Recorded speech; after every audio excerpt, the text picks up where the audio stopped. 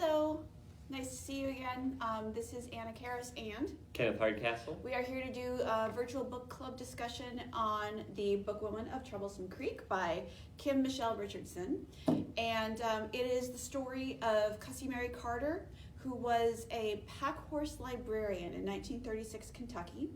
She was one of the Blue people of Kentucky, which is a real historical fact. She is not a real person, but we will talk a little bit about the Fugates of Kentucky in a minute, who were actually had a genetic disorder that caused them to have blue skin, like they called it blue as Lake Louise, or a blueberry, or whatever. Anyway, damselfly, yes. Lots of different blues. Lots of different blues, yes, but very, very blue. In fact, if you go online, you can Google the Fugates of Kentucky. That's Fugates of Kentucky, and you can see pictures of some of their descendants. There aren't any remaining, but one of the last ones was from the 90s, and you can see his very blue skin. So let's talk a little bit about the book. So there are a couple of historical things in this book that are interesting. It's not just the Blue people of Kentucky, it's also about the Pack Horse Library program that was part of the WPA that was started by Roosevelt. And it was implemented in 1935 to create women's work programs and to assist with the economic recovery of the Depression and build literacy in the hills of Kentucky, which did not have access to libraries, literacy programs, a lot of times even schools. So looking at the novel, how did the program affect the people in this remote area? What do you think? It affected them a great deal. So the novel took a lot of time cataloging how she would interact with each patron, what the patron wanted from her, whether it was Boys' Life magazines, national newspapers, scrapbooks that the librarians had created to show off, just other remedies, other recipes, sewing patterns, anything that the hill folk of Kentucky would be able to use. And so everybody wanted something different from her, but she was always able to, she was almost always able to provide what they were looking for. Bibles, obviously. She had to scrape to do it because basically most of the materials that she was given were cast-offs from some of the bigger libraries in Kentucky and other areas. They would ship these books that had been removed from the system and send them off to Troublesome Creek, which is a real place. And they would go through the boxes as they came in, and then they would figure out which ones would be best for the people on their route. Cassie Mary was also called Blewett by a lot of her patrons. It was basically indicative of her blue skin, and it wasn't necessarily a derogatory term. I don't think she took it that way.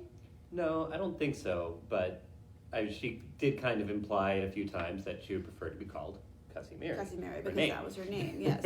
Cassie Mary is an interesting name. She was named after the town in France where her family supposedly came from. And I don't know of a town in France called Cussy. It was probably a bastardization of like Cousset or something like that. Or Possibly. That makes sense. Yeah.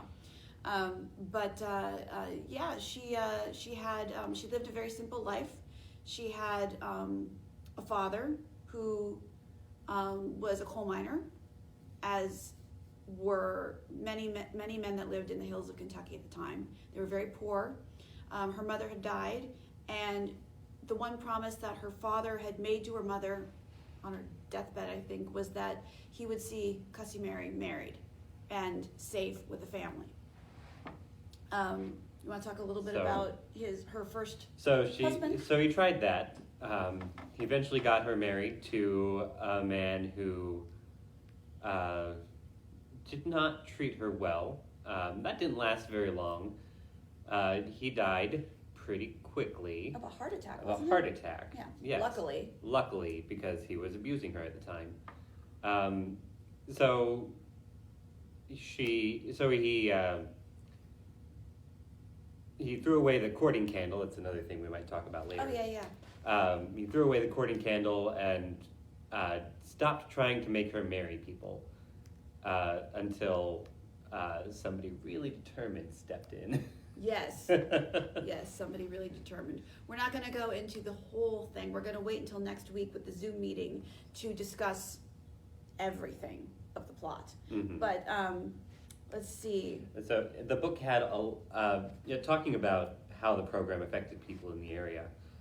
In addition to kind of taking a broad approach to things like the Depression, coal mining unions, and of course the blue-skinned people, of which Cassie was supposedly the last of her kind.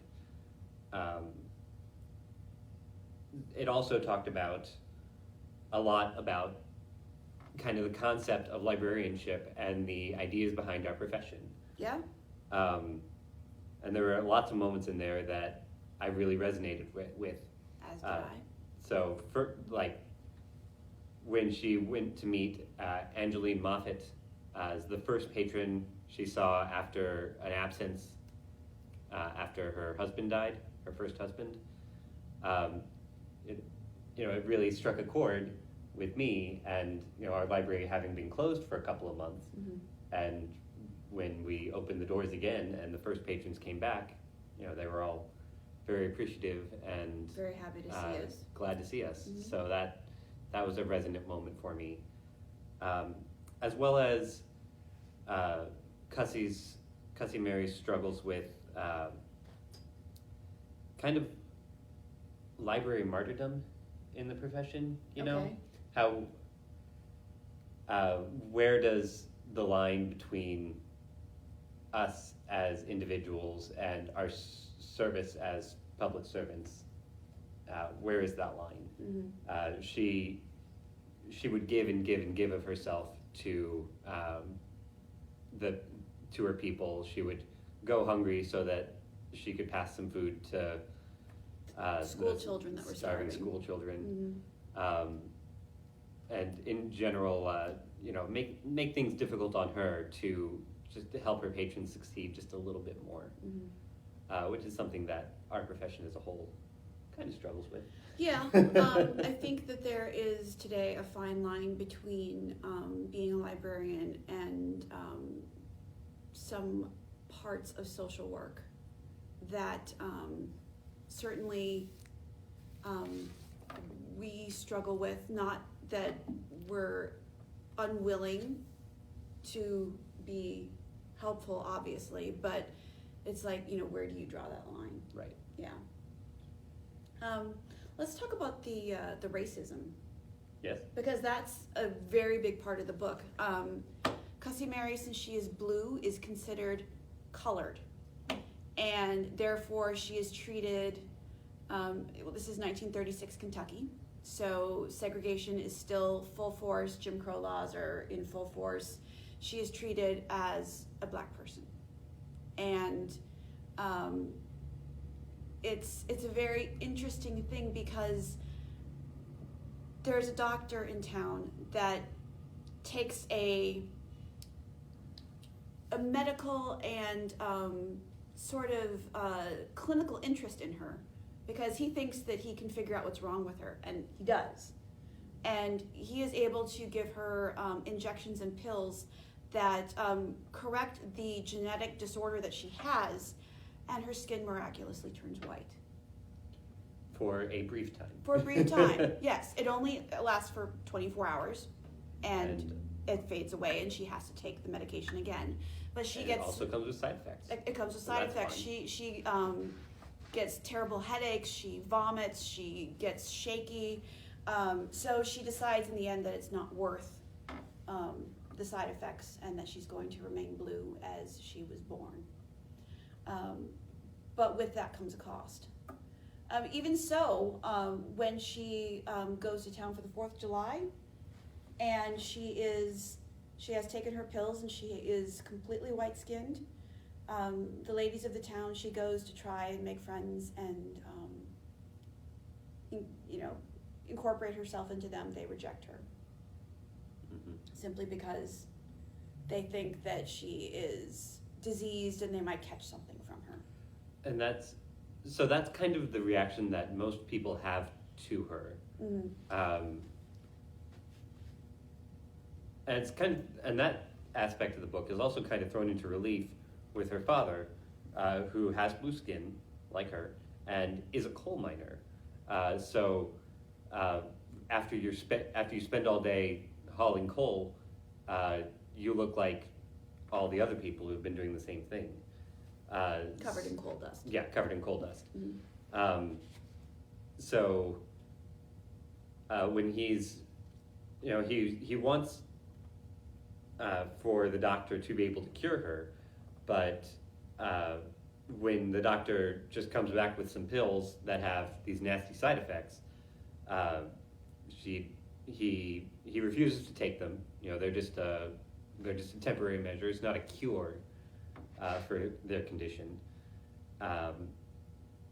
And he eventually is integral to getting her to stop taking them for her vanity, and just helping her a little bit more accept who she is. Mm-hmm. Yep. Let's see. So that's question 3 right there. Yeah, that is, yeah. So, if you were in Cussie's shoes, would you sacrifice your health for a chance at normalcy? Personally, no, I would not. Just for personal reasons that I'm not going to go into, but no, I would not. Yeah, I mean, sacrificing my health is not good. Health is a precious thing, and I wouldn't sacrifice that. No. And that's the main thing. But of course, we're coming from a position of that. Of being white. Yeah. Yeah, that's true. So, that's true. we can't know exactly how she was feeling and how she was treated. Well, we know how she was treated, and we know how she felt, but we also can't truly be in her shoes and know her, right. Her mind. Yes. So Cassie has to deal with the loss of many loved ones in a very short amount of time. How do you think she handles her grief? Which loss was the most difficult for you to read? So she has, her father dies. It kind of felt like there was a higher body count than the last couple of novels we read. Yeah, really. There was which a higher included a World War II novel, yes. followed by a murder mystery where almost everybody dies. Yes. So that's a good point, yeah. But yeah, she loses one of the school children. What's his name, Henry? I think so, yes. And he basically died of starvation, and she was there at the end to help him read his favorite book, which was Peter Pan. And I know, tears. Yeah, that was probably that's gonna have to be the hardest one. Yeah. But then Angeline Moffat, who mm-hmm. died in childbirth, and then her father. Her father died in a coal mining accident. Yeah.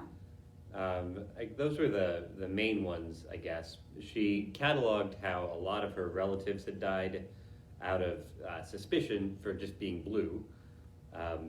They were lynched, or they were, dead in mysterious circumstances. So she talked a lot about that. Not a book for the faint of heart, let me tell you. No, it's definitely a very raw novel, but it's also a hopeful novel.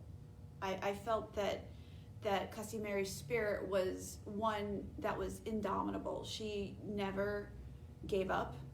She always tried to do her best, and I think she succeeded. Definitely. And that was definitely a inspiring part of the book. So do you want to talk about the last question? We haven't mentioned Jackson Lovett yet. Jackson Lovett is the new man that ends up on her pack horse route.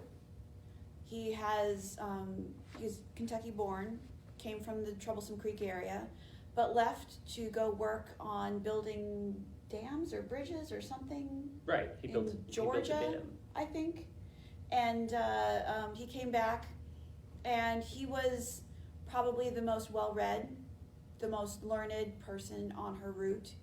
And he wanted things that she couldn't possibly, but had a hard time procuring for him because he wanted very specific books. Mm-hmm. And he would be the person who would enter into book discussions with her, which, as you know, as a librarian, yes, is some of the most fun you can have. Yeah, it is the best part of her job, doing book discussions. Yeah,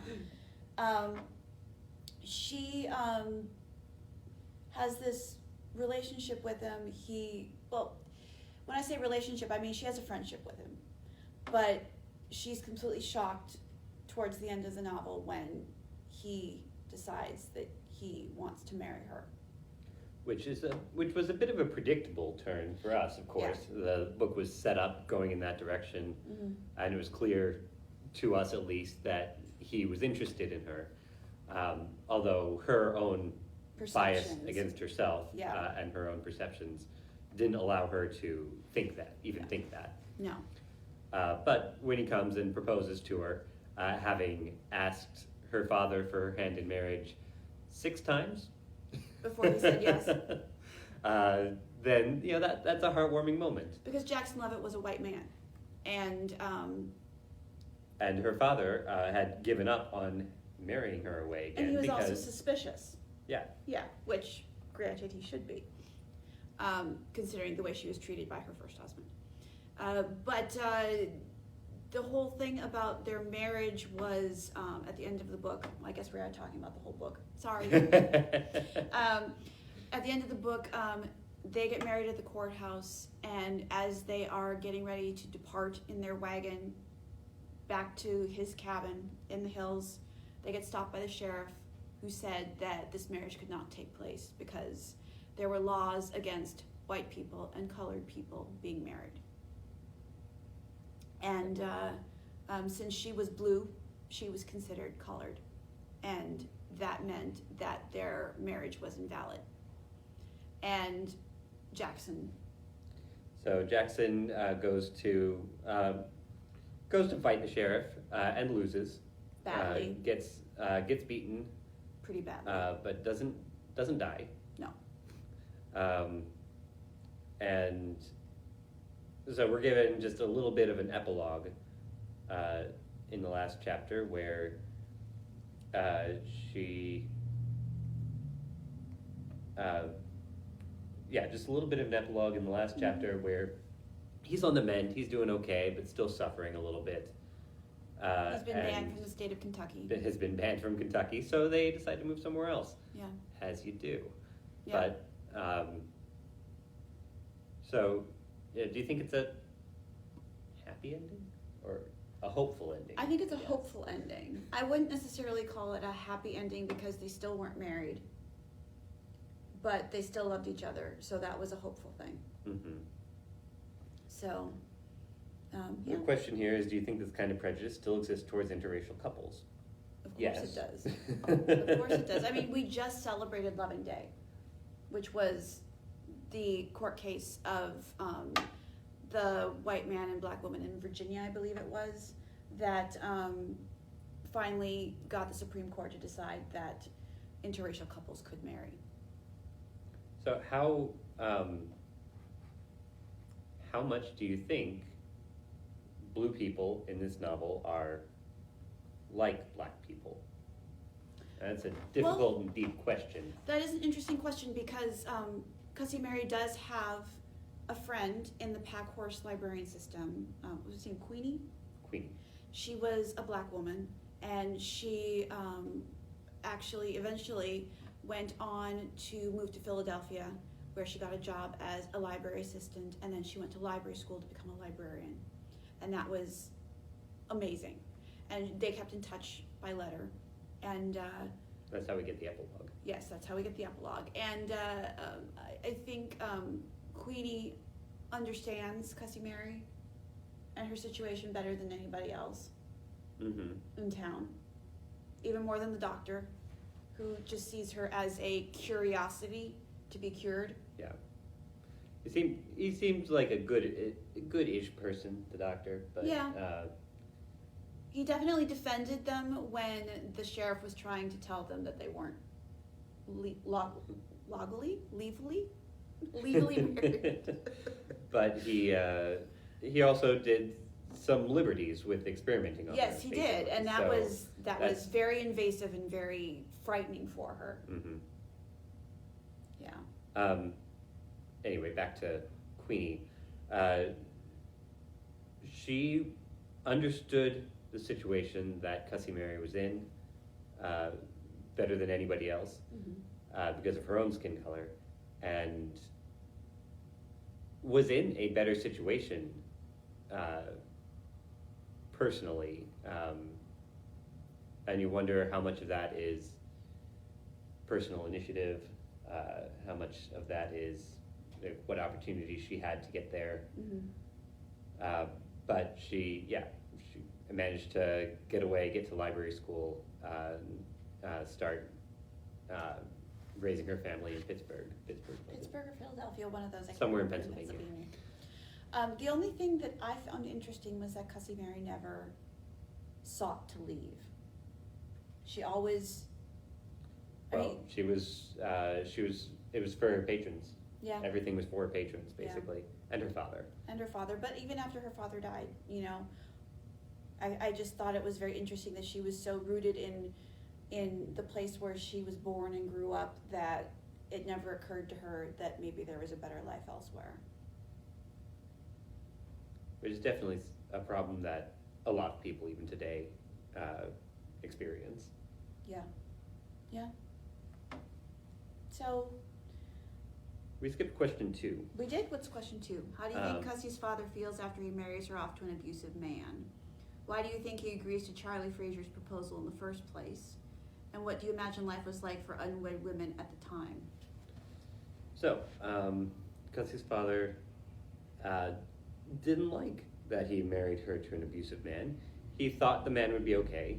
He wanted to provide for her because he knew he wasn't long for this world because he was a coal miner. Coal miners die young, whether it's in a mining accident or the coal Black miner's black lung, yeah.